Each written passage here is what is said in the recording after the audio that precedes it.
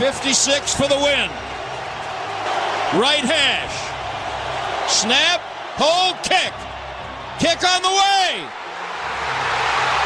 Kick is good and the Cowboys win. We knew it all along. Just the way they planned it.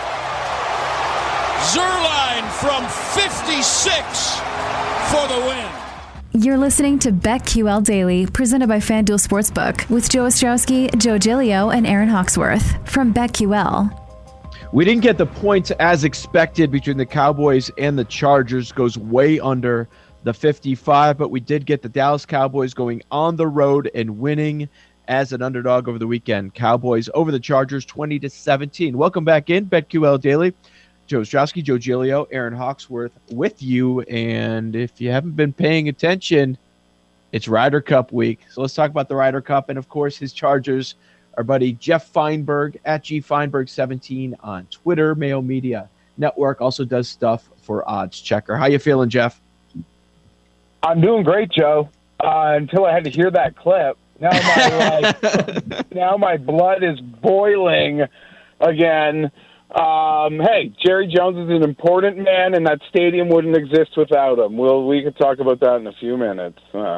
Well, yeah, okay. Let's start with the football and your division, and then we'll get to the Ryder Cup. We might as well coming off of that highlight. I think the laziest narrative out there in sports is the Chargers are just being the Chargers, and I can't stand when I hear it. But after watching that game on Sunday, I couldn't help but fall into that trap. The end zone pick, the 2 passing touchdowns that were wiped out by penalties, and 100 penalty yards from your Bolts. What's going on, man? You know, we thought after week 1 in Washington, they played an amazing fourth quarter. You're like, oh, my God, we're writing different movies now, Joe. But you're right, a lot of the same old. Am I frustrated with a lot of flimsy calls that went against the Chargers? Absolutely. But there were legitimate calls that went against the Chargers. Justin Herbert threw a red zone interception. They missed a field goal at the half that would have made an awkward half end in a tie game. So they still did a lot of things, but they are number 5 in the league in yards, 25th in points. I love my coach. I love my quarterback. Derwin James is back. Everything will be fine in Charger land. I guess outside of everyone else in the division wins every week. It feels like. Well, that's the thing. Yeah, it does feel like that. Jeff, quickly, let me ask you about the quarterback. I think Justin Herbert's an awesome prospect. He'll be a really good quarterback. Do you think we've jumped the gun a little bit here on how good he is right now? There was a lot of talk. He's already a top 10 quarterback. He's on the cusp of being an MVP. You mentioned the yards, but the end zone pick, they're not putting up points the first 2 weeks. Have we jumped the gun on Herbert, or is he there in your mind? I believe he's there. I mean, the balls are so catchable, even the incomplete passes. There have been a couple bad decisions, but it's still just start number, a full season in a new offense. He's got to still learn maybe what he can and can't do, but what he can do reminds me of some of the better players in the league. And this is a 4-year Dean's List biology major. He will get to know what he can't do, and we won't make those mistakes again. Okay, so as a big Chargers fan, you're down and out on Sunday after that loss, but then you turn on the TV and you see what that Kansas City defense was not doing. Lamar Jackson and company, they pull off the upset, but like you mentioned, the Raiders and Broncos, they haven't lost yet. Both of them 2-0. On one hand, did you feel a little bit more optimistic because you know that you're just chasing KC when it comes to this division? I mean, in my head, the reality is I don't think the division is possible, I guess. I hadn't allowed myself to think that. There's 3 wild card spots. Let's do the best they can to obtain those. Then Oakland winning 2 games, I didn't think they would win both of them is kind of alarming. Denver beating up on bad teams, that is what it is. People are really high on Denver, and you see the talent there. It's all going to come down to the head-to-heads. They still control their own destiny. I'm excited, as you mentioned, to see the yards the Chiefs are giving up that can allow the Chargers to maybe do some things, hopefully find the end zone. We saw Brandon Staley, guys, go for a 4th down on the opening drive of the second half from like his own 34-yard line. In my life, no Chargers coach would have done that. He did. So I think versus the Chiefs, you're going to see a lot of that. Like, he knows exactly what will need to be done in that football game. Win or lose, I think people will be impressed by how Staley attempts to approach a game versus Kansas City. Yeah, I'm excited to watch it. So we have that coming up on Sunday. And, of course, Jeff, the Ryder Cup starts on Friday. Let's get your thoughts here. We're a few days out from the Ryder Cup. Look, it's been, 7 of the last 9 times the USA has not won. They are the favorites. FanDuel has them right now minus 186, Europe plus 154. Jeff Feinberg, is this year going to be different with the United States in the Ryder Cup? I believe it absolutely will be different, guys. On this golf course with these 12 golfers, if the U.S. can't win this one, they can start looking to the Korn Ferry or the NCAA ranks to take over the team. I don't believe it's fair for these guys who, if you look at the experience number, it's the least experienced Ryder Cup team in almost forever the USA has sent. They do not deserve to wear the sins of Phil and Tiger-led teams of the past. I believe, this is a Canadian talking, who has always bet Europe to win the Ryder Cup. I've never pivoted off that. Even knowing I was going to take one on the chin at Hazeltine, I still sided with Europe. Not this time. I believe this American team is set to overwhelm Europe on this golf course, guys. Wow, that's strong. So what's always interesting about the Ryder Cup, and I talk to a lot of bettors who watch the Ryder Cup, but in the back of their mind, yes, they're betting on the Ryder Cup, but it's also about what they can show in the Ryder Cup, meaning that's going to portend into what they're going to do next year or the next couple of years in some of these majors, because they're going to deal with these high-pressure situations that some of them haven't dealt with before. And, Jeff, we've had the conversation many times about some of these young guns. It doesn't seem to impact them on the course as much as it did in decades prior. Is that part of your thinking with these young players for USA? You think they're going to come through because we've seen it so much in big spots to win tournaments over the last couple of years? I mean, we're seeing it in pretty much across the board in every sport. You are not wrong, Joe. Guys are winning, whether it be majors or quarterbacks or great NBA players. They don't need the experience of baseball soda. Like, they don't need to be tried and tested anymore. It's like they're ready to be champions. It's remarkable.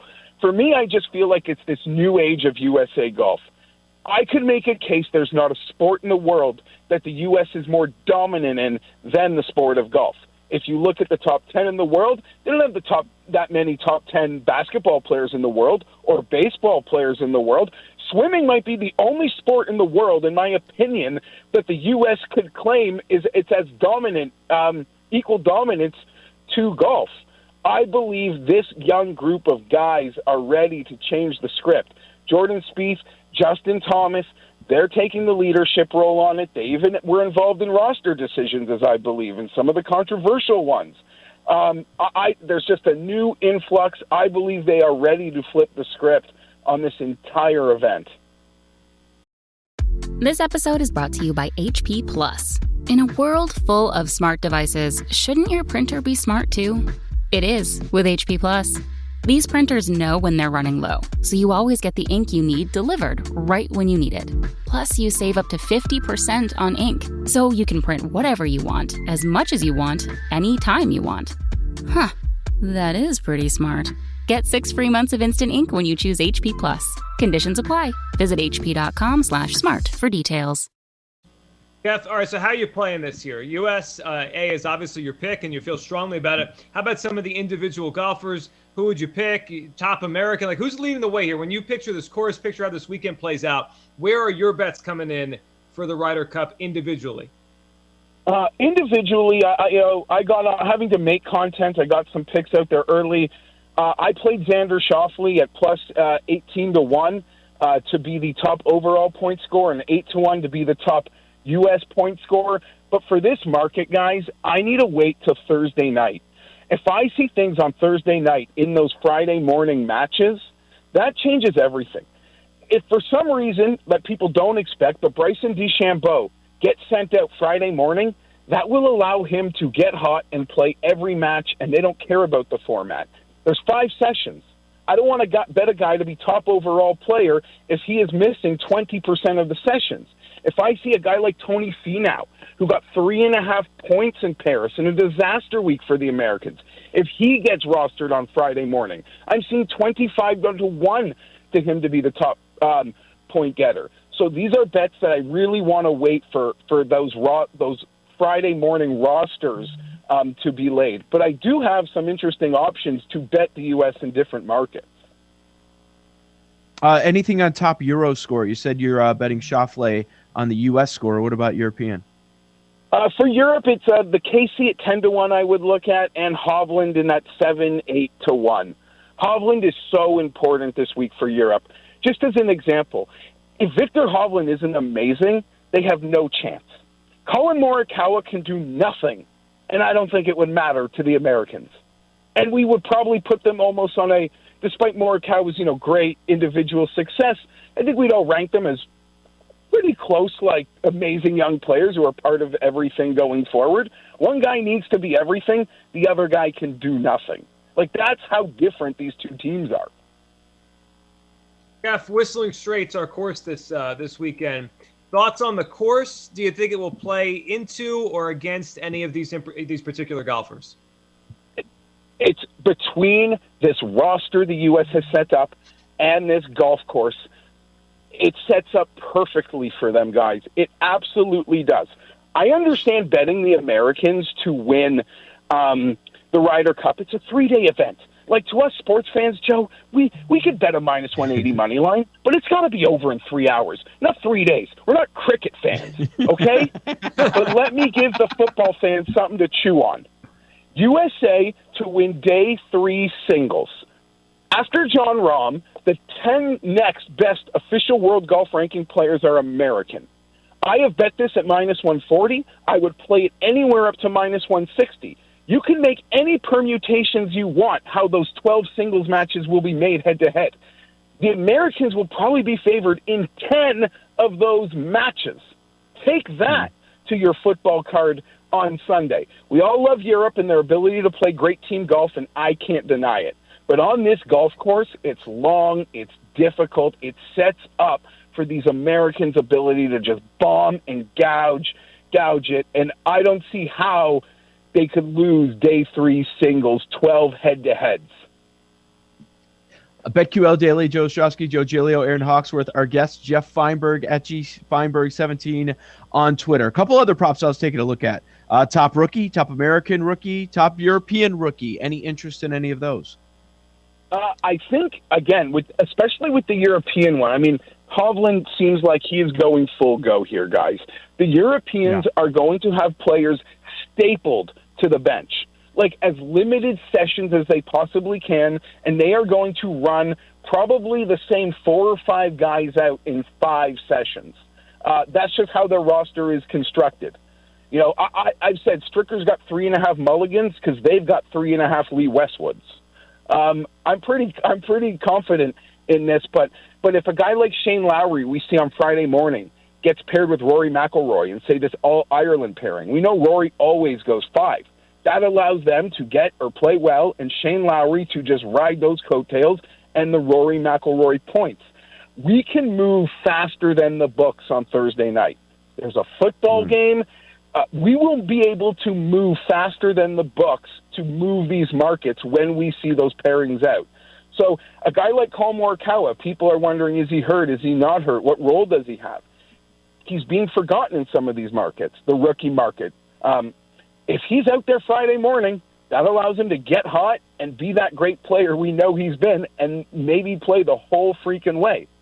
So much on these props. You know, we're learning bits and pieces. We're seeing some pairings, some practice pairings. All we know is that Jordan Spieth, Justin Thomas, Xander Schauffele, and Patrick Cantlay are pretty much probably going to be full go. Everything else is a wait and see. So take us into the logistics here for Jeff Feinberg on Sunday. We got a Chiefs-Chargers game. We got the end of the Ryder Cup. How do you do this? Do you watch both at the same time, multiple screens? Do you DVR the football and finish the Ryder Cup? How does Jeff Feinberg get through the Ryder Cup ending and Chiefs-Chargers? in seclusion in the West Wing, as they had said, and Mr. Lebowski is in seclusion. I care about so little in this world, guys. It's a flaw of mine. But the Ryder Cup, and what I care about so deeply. And the Ryder Cup and Chargers football are those two of those things. That Justin Herbert's first ever game came during the middle of the U.S. Open, where I had a big bet on Bryson to win, and that was like a whirlwind. Like, that was so much fun, seeing Herbert dropping dimes for that week 2 and Bryson hitting the putts. I don't know. If it's going bad, I'll definitely get plantar fasciitis because I'll just be pacing the entire day. I'm playing Mahomes. I'm in trouble. Plus, did you get 7? I did. Plus 7? I did. Good. I quick finger. Always looking to see what they're gonna give me. Yeah. Even teasered that up already too. Yeah, I'm nuts. Always appreciate Jeff Feinberg's time, entertaining as well. At Jeff Feinberg, at GFeinberg17 on Twitter, Mayo Media Network, and Odds Checker. That's where you can find some of his work. Terrific stuff. And coming up next, we've got Nickel or Dime, and then we'll wrap the show with lightning bets like we always do. Joe Ostrowski, Joe Giglio, Aaron Hawksworth. Keep it locked on BetQL Daily, presented by FanDuel Sportsbook. These Joes are helping you bet like a pro. It's Joe Ostrowski and Joe Giglio and Aaron Hawksworth on BetQL Daily, presented by FanDuel Sportsbook.